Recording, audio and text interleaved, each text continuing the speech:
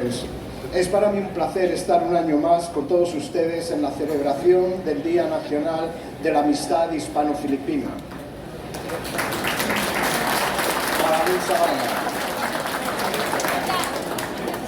125 years ago, President Aguinaldo issued a decree by which those who were sheltered in the Church of San Luis should, and I quote, not be considered as prisoners, but on the contrary, as friends, and consequently, they will be provided by the Captaincy General with the necessary documents to return to the countries.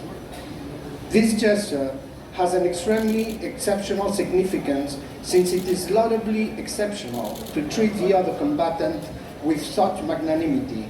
From this concept of friendship, our relationship in the most diverse spheres derive and capillarize.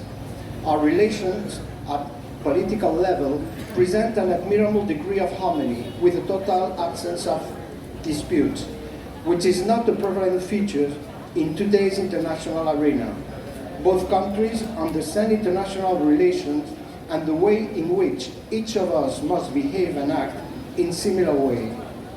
Last year, the visit to Spain by a group of senators with the then President, Senator Zubiri and Senator Angara present here today demonstrate the fluidity of these ties, as was especially evident in the cordial audience the senators had with His Majesty the King Philip VI. In the second half of this year, we will hold political consultation at the Secretary of State level, in which we will review our bilateral and multilateral agenda. Let me point out that these consultations were established in the year 2000 General Treaty of Friendship and Cooperation, in which we find, again, a new reference to the word friendship as a reference and qualifying adjective to our relations. This past February, in the 10th edition of the Philippine-Spain Forum, was organized in Manila. During today, a plethora of subjects of common interest were discussed, such as the security situation in the Indo-Pacific, renewable energy, green transition, tourism, and food security. The next edition is scheduled to be held in Spain, Madrid and Cuenca in March 2025, and we will talk about water security. Maybe, Senator, on the year 2026, we have to celebrate this forum in the Philippines, and we can do it here in Baler.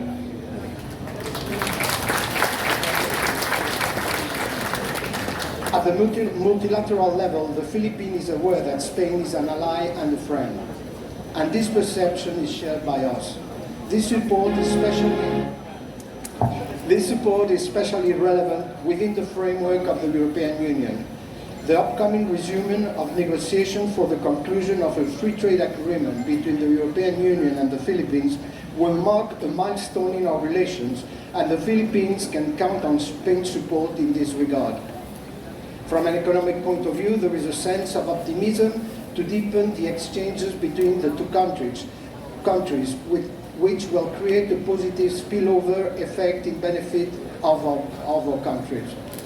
The absence of dispute is also a factor worth highlighting and shows a willingness to cooperate in order to maintain the climate of friendship that is the backbone of our ties. The role of culture as an exponent of our friendship should not be neglected. Last March, an exhibit under the title 4 Centuries of Spanish Engineering Overseas was inaugurated at the Museo of San Agustin. Should you have the opportunity to visit it, I highly recommend it, as the exhibit shows examples of how the best of the state-of-the-art technologies from both sides was implemented a century ago. After the summer break, we will have the pleasure to attend 2 exhibits from Fernando Zobel, one of the most prominent examples of friendship between our two countries in the field of art. The strength of our friendship lies in its foundation in a relationship that does not forget its past and that approach with optimism our present and near future, to which prosperity we all have to contribute. So thank you again, Baler, thank you very much, Aurora, and thank you very much, the Philippines, for organizing one year more this celebration of friendship between our two countries. Maraming salamat po.